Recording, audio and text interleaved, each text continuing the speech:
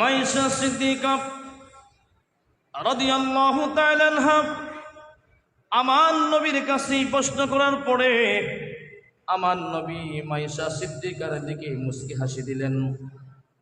মুস্কি হাসি দেওয়ার পরে, ও আমার প্রাণের স্ত্রী আয়েশা সিদ্দিকা রাদিয়াল্লাহু তাআলা আনহা, তুমি জেনে নাও, এই আসমানের মধ্যে যতগুলি তারকারাজি রয়েছে, যত তারকাগুলি রয়েছে, এই তারকার থেকে বেশি আমল করেছে এমন একজন ব্যক্তি হলো আমার সাইয়্যিদুনা ওমর ইবনুল খাত্তাব। এই উত্তর শোনার পরে মায়েশা সিদ্দিকার মুখ মলিন হয়ে গেল। মায়েশা সিদ্দিকার মনের মধ্যে বড় কষ্ট পাইল। মায়েশা সিদ্দিকার মনের মধ্যে বড় আঘাত লাগলো। ইয়া রাসূলুল্লাহ, আমি মনে মনে বিশ্বাস করেছিলাম, মনে মনে নিয়ত করেছিলাম আপনি আমার বাবার নামটা বলবেন, যেহেতু আমার বাবার শৈশবকাল যৌবনকাল সব সময় আপনার পাশে থাকতেন, আপনাকে নিজের জানের চাইতে বেশি মুহাব্বত করতেন। আমার আব্বাকে আপনিও ভালোবাসতেন, আমার আব্বা আপনাকে বেশি ভালোবাসতেন। সেই আশা রেখে আমি বিশ্বাস করতে পেরেছি, মনে মনে ধরে রাখলাম আপনার থেকে যদি এই প্রশ্ন করব, আপনি সাথে সাথে আমার বাবার নাম বলবেন। এই আশা রেখে আপনার কাছ থেকে প্রশ্ন করলাম, ওগো নবীজি, আপনি আমার বাবার নাম না বলে আপনি ওমর ফারুকের নাম কেন বললেন? এই কথা বলার পরে আমার নবী মুস্কি হাসি দিয়ে বললেন, মায়েশা, ও আমার আয়েশা, তুমি কি জানো না, তুমি কি জানো না, তুমি কি জানো না, সমস্ত আসমানের তারকা নয়, জমিনের বালি নয়, আমার উম্মতের সমস্ত আমল যদি ফারুক আজম সহ সমস্ত সাহাবায়ে কেরামদের আমল যদি এক পাল্লায় রাখা হয়, সমস্ত উম্মতের আমল যদি এক পাল্লায় রাখা হয়, আর তোমার বাবা আবু বকর সিদ্দিক রাদিয়াল্লাহু তাআলা আনহুর এক রাতের আমল যদি আরেক পাল্লায় রাখা হয়, ওই সমস্ত উম্মতের আমল নামার পাল্লা থেকে তোমার আব্বার এক রাতের আমলের পাল্লা ভারী হয়ে যাবে। জোরে বলুন সুবহানাল্লাহ। এই কথা বলার পরে মায়েশা সিদ্দিক একটু মুস্কি হাসি দিলেন। কি হাসি দিলেন? কেন? ইয়া রাসূলুল্লাহ, আপনার থেকে আমি প্রশ্ন করে জানতে চাচ্ছিলাম, আপনি আকাশের তারা পরিমাণ আমল করেছেন সাইয়্যিদুনা ওমর ইবনুল খাত্তাব, আবার মুহূর্তের মধ্যে সেটাকে আপনি চেঞ্জ করে আপনি বলতেছেন সমস্ত আল্লাহর বান্দাদের আমল নামে এক পাল্লায় রাখা হলে আমার বাবার একটি রাতের আমলের সওয়াব হবে না। এটা কোন রাত? ইয়া রাসূলুল্লাহ, আমি জানতে চাই এটা কোন রাত? আমার নবী বলেন, ও আমার আয়েশা, তুমি ভালো করে শুনে রাখো, ভালো করে তুমি জেনে রাখো, সে রাত হলো আল্লাহ রাব্বুল আলামিনের পক্ষ থেকে ফয়সালা হয়ে গেল। আল্লাহ রাব্বুল আলামিন বলল, হাবিব আমার, দোস্ত আমার, আপনি এই মুহূর্তের মধ্যে হিজরত করে মদিনা শরীফের মধ্যে চলে যান। আমি আল্লাহকে জিজ্ঞেস করলাম, ইয়া রব্বুল আলামিন, এই জায়গা হচ্ছে আমার জন্মস্থান, এই জায়গার মধ্যে মাকামে মাহমুদ আছে, এই জায়গার মধ্যে মাকাম ইব্রাহিম রয়েছে, এই জায়গার মধ্যে হানে কাবা রয়েছে, এই জায়গার মধ্যে জমজম কূপ রয়েছে, এই জায়গা হচ্ছে আমার জন্মস্থান, এই জায়গার মধ্যে আমার যৌবনকাল, আমার শৈশবকাল সব কিছু অতিবাহিত করেছি। রব্বুল আলামিন, এই জায়গা থেকে আমি কেন চলে যাব? আমার তো কষ্ট হচ্ছে, আমার তো চলে যেতে মন চাচ্ছে না। ও নবীজি, আপনি নিজের ইচ্ছে চলে যান নাই, আপনাকে চলে যাওয়ার জন্য আমি আল্লাহ আদেশ দিলাম, কারণ আপনার আত্মীয় স্বজন, আপনার রক্তের সম্পর্কিত আপনার চাচারা আপনাকে বেশি নির্যাতন করেছে, আপনাকে বেশি কষ্ট দিচ্ছে, আপনার প্রতিবেশীরা আপনাকে কষ্ট দিচ্ছে, আপনাকে মারধর করতেছে, আপনাকে নামাজ পড়ার সময় উটের নারী পুরি বাড়লগুলো তুলি দিয়া আমার নবীর নিঃশ্বাস জাম করে রাখছে। এমন নির্যাতন করতেছে, ও হাবিব আপনার নির্যাতন আমি সহ্য করতে পারি নাই, এই জন্য তাদের সাথে আপনি ঝগড়া করবেন, বাড়াবাড়ি করবেন, সেটাও আমি আল্লাহ চাই নাই। এই জন্য আমি চাচ্ছি আপনার জন্মস্থান ত্যাগ করে আপনি মদিনা শরীফের দিকে রওনা হয়ে যান। বলুন না সুবহানাল্লাহ। তাহলে আমার নবীর হিজরতটা ফয়সালা আল্লাহর কাছ থেকে।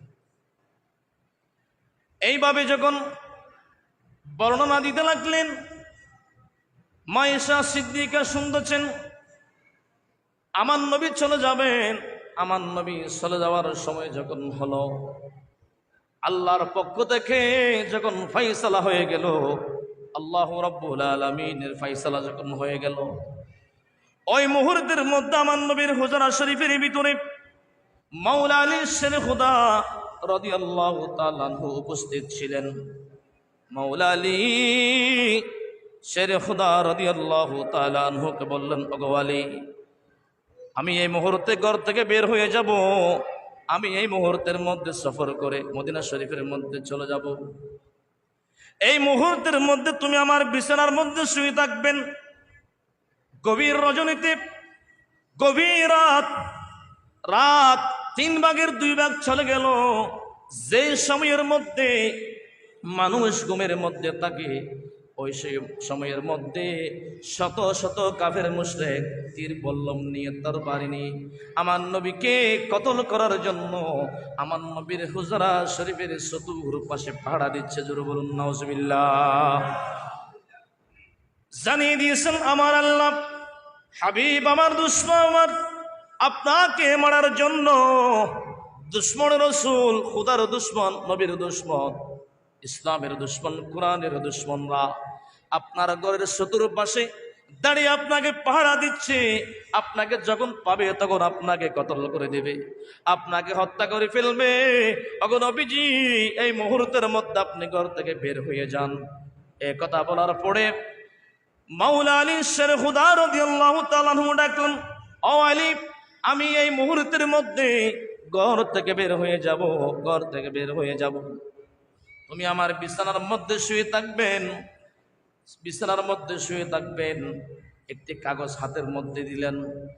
এই কাগজের মধ্যে কাফের মুশরিক, মক্কার জমিনে যত বড় বড় কাফের মুশরিক ছিল, সবার নামে কাগজের মধ্যে লেখা আছে তারা আমার কাছে কিছু মাল সম্পদ আমানত রেখেছিল, আমার কাছে কিছু টাকা পয়সা রেখেছিল।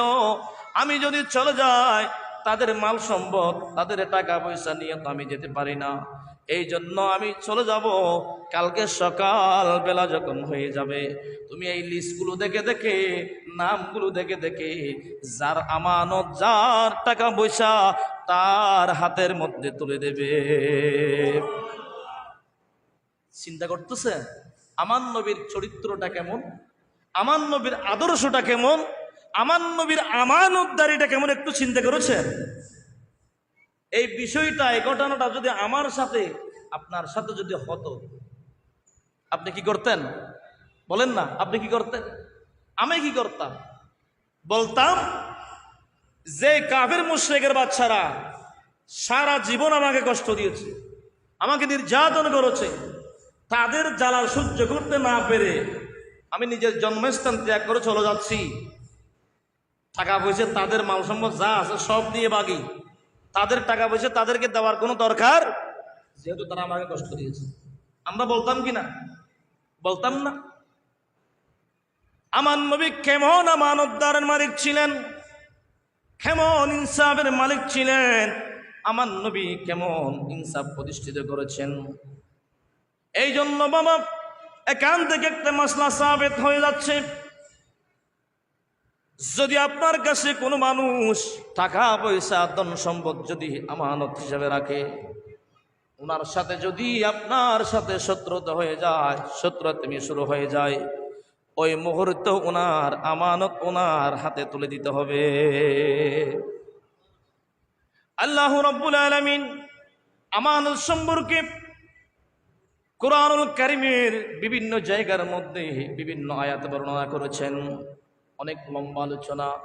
আমানত বাবা অনেক ধরনের হয়। আমানত শুধু টাকা পয়সা মাল সম্পদ এগুলো নয়, আমানত অনেক ধরনের হয়ে থাকে, অনেক প্রকার আমানত হয়ে থাকে। আমি প্রথমত কয়েকটি প্রকার আপনাদের সামনে বলতে চাই। প্রথম নম্বর আমানত হলো মাল সম্পদ, টাকা পয়সা, ঠিক না? প্রথম নম্বর যেটা মশহুর বাবা আমরা জানি, যেটা আমরা চিনি, সেটা হলো মশহুর ভাবে আমানত টাকা পয়সা, প্রথম নম্বর। দ্বিতীয় নম্বর আমানত হলো মানুষের কথা। বলেন না, এগুলো ক্লাস করাচ্ছি, ক্লাসের মধ্যে যেগুলো বলবে, এখন তো আপনাদের ক্লাস করার সুযোগ নেই, বয়স আছে, একটা একটা মনে রাখবেন। দ্বিতীয় নম্বর আমানত কি? মানুষের কথা। কথা হুজুর আবার সেটা কেমন আমানত হতে পারে? আপনাকে বিশ্বাস করে একজন মানুষ একটা কথা আপনার সামনে উপস্থাপন করেছে, আপনাকে বলেছে, ও ভাই তোমার কাছে এই কথাটা আমি আমানত রাখলাম, তুমি আর কারো কাছে বলবে না। এই কথাটা আমি কাউকে বলি নাই, আমার ঘরের স্ত্রীটাকে বলি নাই, আমি তোমাকে বিশ্বাস করি বিদায়, তোমাকে ভালোবাসি বিদায় তোমার কাছে কথাটা আমি শেয়ার করলাম। এই কথাটা আল্লাহর দোহাই লাগে, তুমি দ্বিতীয় কাউকে তুমি শেয়ার করিও না। এইভাবে যখন কোনো ব্যক্তি কোনো মানুষের কাছে কোন একটা কথা বললে, বলার সাথে সাথে আল্লাহর পক্ষ থেকে সেটা আমানত হয়ে যায়। এটা কি হয়ে যায়? আমানত হয়ে যায়। অবশ্যই রক্ষা করতে হবে। কিন্তু এখন আমাদের কথাটা বিকেল বেলা বলেছে, সকাল বেলা পর্যন্ত আমাদের পেটের মধ্যে সেটা হজম হয় না, ঠিক না? হজম হয় না। সকাল কখন হবে একটু চিন্তায় আছি, সকাল হলে পড়েই কথাটা মানুষের সামনে বলে দেব। আছে কি না? আছে কি নাই? আরো জোরে বলুন, আছে কি নাই? এটা আমাদের খাসলত। তারা আমার নবীকে কিভাবে মুশরিকরা, কাফের মুনাফিকের বাচ্চারা কিভাবে আমার নবীকে জানতো, আমার নবীকে চিনতো? তারা আমার নবীকে কষ্ট দিয়েছে, আমার নবীকে মারধর করেছে, নির্যাতন করেছে, আবার আমার নবীকে তারা আল আমিন বলে উপাধি দিয়েছে। আমার নবী বিশ্বস্ত, আমার নবীর মতো ভালো মানুষ, আমার নবীর মতো আমানতদার, আমার নবীর মতো আদর্শবান দুনিয়ার জমিনে দ্বিতীয় আর কেউ নাই, সেটা তারাও জানে। জানার পরও, বুঝার পরও কিন্তু আমার নবীকে তারা মানতে পারে নাই। কি করতে পারে? ইহুদিদের, মুশরিকদের হাসলত কিভাবে? পবিত্র কালামে পাকের মধ্যে আল্লাহ তাআলা বলেন, আল্লাযীনা আতাইনাহুমুল কিতাবা ইয়ারিফুনাহু কামা ইয়ারিফুনা আবনাআহুম ওয়া ইন্না ফারীকাম মিনহুম লায়াকতুমুনাল হাক্কা ওয়া হুম ইয়ালামুন। আহলে কিতাব যারা দাবি করত, আহলে কিতাব ইহুদিরা, মুশরিকরা, কাফেররা, যারা আহলে কিতাব দাবি করত, তারা আমার নবীকে জানতো, আমার নবীকে চিনতো, আমার নবীকে জানতো, আমার নবীকে চিনতো, কিন্তু মানতো না। আমার নবীকে জানতো, আমার নবী যে ভালো আল্লাহর নবী সেটা তারা চিনতো, জানতো, বিশ্বাসও ছিল, কিন্তু আমার নবীকে তারা মানতে। ইয়ারিফুনা আবানাহুম, তারা কিভাবে আমার নবীকে চিনতো, আমার নবীকে জানতো? যেইভাবে নিজের সন্তানটাকে নিজের বাবা চিনার জন্য কোনোদিন কোনো বাবা ভুল করে নাই। নিজের বাবা নিজের সন্তানটাকে যেভাবে চিনে, ওই বাবা আমার নবীকে তারা চিনতো। দেখেন, এরপরে ওয়াইন্না ফারীকুম মিনহুম লায়াকতুবুনাল হাক্ক, তাদের ভিতরে, তাদের দলের ভিতরে এমন এক শ্রেণীর মানুষ আছে, এক শ্রেণীর মানুষ বসবাস করে, তারা আমার নবীর এই সত্য কথাটাকে জানার পরেও, বুঝার পরেও আমার নবীর এই সত্যটা মানুষের সামনে প্রকাশ করতো না। জোরে বলুন নাউজুবিল্লাহ। কেমন ভাবে প্রকাশ করতো না? ওয়াহুম ইয়ালামুন, তারা জেনে শুনে ইচ্ছাকৃত ভাবে আমার নবীর শান মান, আমার নবীর সত্যটা মানুষের সামনে প্রকাশ না করে গোপন রাখতো। নাউজুবিল্লাহ বলেন। এরকম হাসলত এখনো আছে না? এখনো দুশ্মন রসুল নজদির বাচ্চারা যারা আমার নবীর সম্মান বলতে চাই না, আমার নবীর গুণগান বলতে চাই না, তারা কি জানে না আমার নবী যে আল্লাহর হাবিব? তারা কি বুঝে না আমার নবীর কোনো মেশাল নাই? সব জানে, সব বুঝে। কোরআন হাদিস তারাও পড়েছে, আমরাও পড়েছি। তা আমরা পাই, তারা পাই না কেন? না না, তারাও পায়। বল হচ্ছে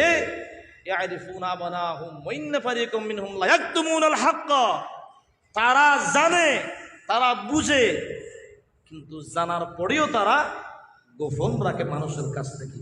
ইহুদিদের হাসলত। কাদের হাসলত? মুশরিকদের হাসলত। যারা জানার পরেও, বুঝার পরেও স্বীকার করে না, মেনে নেই না, এটা হচ্ছে ইহুদিদের হাসলত। আল্লাহ তাদেরকে হেদায়েত নসিব করো, সবাই বলে আমিন। বলতে চাইছিলাম বাবার আমার, তৃতীয় নম্বর আমানত হলো সময়। হুজুর, আবার সময় কিভাবে আমানত হতে পারে? বর্তমান যারা রাষ্ট্রের দায়িত্বের মধ্যে রয়েছে, সরকারি চাকরি যারা করে, অফিস আদালতের মধ্যে, স্কুল কলেজ ইউনিভার্সিটির মধ্যে যারা দায়িত্ব পালন করে, তাদের কাছে একটা মূল্যবান সময় আছে কি নাই? ছেলেদেরকে পড়ানোর জন্য, আইন আদালতের মধ্যে বিচার করার জন্য নির্দিষ্ট একটি সময় দেওয়া হয়। আর যারা রাষ্ট্র পরিচালনা করবে, তাদের কাছে একটি নির্দিষ্ট সময় আছে। ওই সময়টা নিজের ব্যক্তিগত কোনো সময় নয়, সরকারেরও কোনো সময় নয়। এই সময়টা হলো দেশের সময়। এই সময়টা হচ্ছে দেশের সম্পদ। এই দেশের সম্পদ ভূমত্ব রক্ষা করার জন্য, জনগণ সুখে শান্তিতে বসবাস করার জন্য, দেশের মাল সম্পদ রক্ষা করার জন্য, দেশ শান্তিতে চলার জন্য মানুষ নির্বাচিত করে একজন রাষ্ট্রনায়ক, প্রাইম মিনিস্টারকে বসায়। যখন তিনি ওই ক্ষমতার মধ্যে বসে বিভিন্ন দায়িত্ব যখন তারা বিভিন্ন মানুষ যখন সেক্টরে ফিট করে দেয়, তখন তাদের মূল্যবান একটি সময় থাকে। ওই সময়টা তাদের কাছে দেশের জন্য আমানত হয়ে যায়। জোরে বলুন সুবহানাল্লাহ। ওই সময়টা কি? আমানত। যদি আপনার ওই মূল্যবান সময়টা যদি আপনি দেশের মধ্যে ব্যয় না করে, রাষ্ট্রের জন্য ব্যয় না করে, এটা যদি আপনি অবহেলা করেন, এটা যদি আপনার কাজে ব্যবহার করেন, এখান থেকে আপনার নির্দিষ্ট যে আপনার ভাতা রয়েছে, বেতন রয়েছে, সেটার বাইরে যদি একটি পয়সাও যদি আপনি খান, তাহলে সেটা আপনার জন্য কি হবে? হারাম হয়ে যাবে। আপনার জন্য কি হবে? হারাম হবে। কারণ আপনার জন্য সেটা বৈধ নয়। আপনার একটা নির্দিষ্ট বেতন আছে। আমাদের ইমাম আজম আবু হানিফা রহমতুল্লাহি আলাইহি, উনি ওই সময়ের জালেম বাদশা, ওনাকে হাজতের মধ্যে দিয়ে ওনাকে মার দিতে দিতে, আঘাত করতে করতে ওনাকে ওই জেলখানার মধ্যে শাহাদাত বরণ করে দিয়েছে। মাযহাবের ইমামের মধ্যে যিনি প্রধান, ওনাকে জেলখানার মধ্যে নির্যাতন করতে করতে জেলখানার মধ্যে উনি ইন্তেকাল করেছেন, শাহাদাত বরণ করেছেন। দোষটা কি জানেন? একটি মাত্র দোষ, ক্ষমতার দায়িত্ব নেয় নাই। দোষ সেটা। ক্ষমতা দিতে চাচ্ছেন। আজম আবু হানিফা রাহমাতুল্লাহ আলাইহি বলল, বাচ্চা জাহাপনা, আপনি যেই দায়িত্ব আমাকে দিতে যাচ্ছেন, যেই দায়িত্ব আপনি আমাকে দিতে যাচ্ছেন, সেই দায়িত্ব নেওয়ার যোগ্যতা আমার নাই। যদিও আমি সেই দায়িত্ব যদি নিই, তাহলে সেই বিচারের দায়িত্ব যদি আমি নিই, আমি যদি বিচার করি, আপনার রাষ্ট্রের মধ্যে, আপনার সরকারি পেশাজীবী চাকরির মধ্যে যারা রয়েছে, সবাইকে ফাঁসির মধ্যে ঝুলতে হবে। সবার বিচার আগে করতে হবে। কারণ আমি বিচার করব শরীয়ত দিয়ে, আমি বিচার করব কোরআন দিয়ে। এই জন্য আমি এই দায়িত্ব নিতে পারবো না। কারণ এই দায়িত্ব নিলে আপনি প্রথমে আমাকে মেনে নিতে পারবেন না। ঠিক না? ওই দায়িত্ব এই জন্য নেয় নাই। কেন নেন নাই? ওনাকে জেলের মধ্যে দেওয়া হয়েছে, ওনাকে আঘাত করা হয়েছে। এখন চেয়ারম্যানই মেম্বরই, প্রধানমন্ত্রীর কাছে গেলাম না, একটা চেয়ারম্যানই নেওয়ার জন্য লক্ষ লক্ষ কোটি কোটি টাকা খরচ করে দায়িত্ব নেওয়ার জন্য। আর আগের যুগের আলেমদেরকে পিটাইয়া পিটাইয়া দায়িত্ব দিতে পারে নাই। বলতেছে তুমি দায়িত্বটা নাও। উনি বলতেছে আমি দায়িত্ব নেব না, এটা বড় কঠিন একটা দায়িত্ব। রাষ্ট্র পরিচালনা করা সহজ বিষয় নয়, অনেক কঠিন একটা দায়িত্ব। 16 কোটি মানুষকে নিয়ন্ত্রণ করা, 16 কোটি মানুষকে পরিচালনা করা, এটাকে আপনি ছোট দায়িত্ব মনে করেন? বর্তমান যারা এখন দায়িত্ব পালন করে, ওরা কি কোরআন সুন্নাহ মোতাবেক দায়িত্ব পালন করে? বলেন না করে। এই জন্য এই দায়িত্ব তাদের জন্য সহজ, কিন্তু রাষ্ট্র পরিচালনার দায়িত্ব এত সহজ নয়, অনেক কঠিন। বলতে চেয়েছিলাম বাবারা আমার, বলতে চেয়েছিলাম আমি, আমানত কাকে বলে? আমার নবী আমানতটাকে কত গুরুত্ব দিয়েছেন, আমার নবী কত গুরুত্ব দিয়েছেন আমানতটাকে। আজকে যদি আমার নবীর মিলাদ থেকে সেই শিক্ষা যদি আমরা নিতে চাই, তাহলে ওই আমার নবীর কাছে যে আমানতদারের আমানতে ছিল, সে আমানত আমাদের কাছে থাকতে হবে। কারণ আমানত সম্পর্কে আল্লাহ রাব্বুল আলামিন পবিত্র কালামে পাকের মধ্যে বলেছেন, কালামে পাকের বিভিন্ন জায়গার মধ্যে আমানত সম্পর্কে বলেছেন আল্লাহ তাআলা। কারণ আমানত যদি দেওয়া না হয়, কারো আমানত যদি দেওয়া না হয়, ওই আমানতের দায়িত্ব আল্লাহ কোনোদিন ক্ষমা করবেন না। কারণ আমানত হলো বান্দার, আর আল্লাহর আমানত হলো আমল, ঠিক কিনা বলেন? এই জন্য আল্লাহ রাব্বুল আলামিন বলেন, ইন্না আরাদনাল আমানাতা আলাস সামাওয়াতি ওয়াল আরদি والجبال فأبين أن يحملنها وأشفقن منها وحملها الإنسان إنه كان ظلوما جهولا। আমার আল্লাহ বলেন, আমি আমানত সম্পর্কে আমি মিনাস সামাওয়াতি ওয়াল আরদি ওয়াল জিবালা, আমি আসমান জমিন পাহাড় পর্বতটাকে আমার আমানত সম্পর্কে দেওয়ার জন্য এরাদা করেছিলাম, সিদ্ধান্ত নিয়েছিলাম। তারা সবাই আমাকে আমানতের দায়িত্ব নেওয়ার জন্য ইতিবাচক উত্তর দেয় না, নেতিবাচক উত্তর দিয়েছে। তারা সবাই দ্বিমত পোষণ করেছে, তারা আমার আমানতের দায়িত্ব কেউ গ্রহণ করে না, কেউ আমার আমানতের দায়িত্ব নেয় নাই। সর্বশেষ আমি এই আমানতের দায়িত্ব দিলাম ওয়াহামালাহাল ইনসান, আমি মানুষের উপরে এই আমানতের দায়িত্ব পোষণ করলাম, দায়িত্ব দিলাম, এবং মানুষও আমার কথা মেনে ওই আমার আমানত মানুষ বুঝে নিয়েছে। এই জন্য আমানত যেহেতু নিয়েছে, অবশ্যই আমানত পালন করা আপনার আমার জন্য ঈমানি দায়িত্ব। জোর বলুন ঠিক কিনা?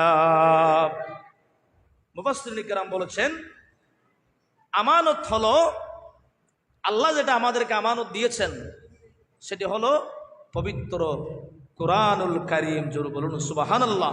কারণ এই কুরআন মিনাস সামা ওয়াল আরদি ওয়াল জিবালা, পাহাড় পর্বত আসমান জমিন সবাইকে আমাদেরকে পাঠার আগে আল্লাহ নেওয়ার জন্য আদেশ দিয়েছেন, বলেছেন তোমরা এই কোরআনের দায়িত্ব নাও। তারা বলেছে আল্লাহ এই বড় কঠিন দায়িত্ব, এটা আমরা নিতে পারবো না। তারা নেতিবাচক উত্তর দিয়েছেন, দ্বিমত পোষণ করেছেন। শেষ পর্যন্ত ওই দায়িত্ব আমার নবীকে দিয়েছেন। আমার নবী এই কোরআন গ্রহণ করেছেন। আমার নবী যেহেতু কোরআন গ্রহণ করেছেন, এই কোরআন আমাদের কাছে পৌঁছে দিয়েছেন। এই কোরআন মানা আমল করা আমাদের উপর ফরজ, ঠিক কিনা?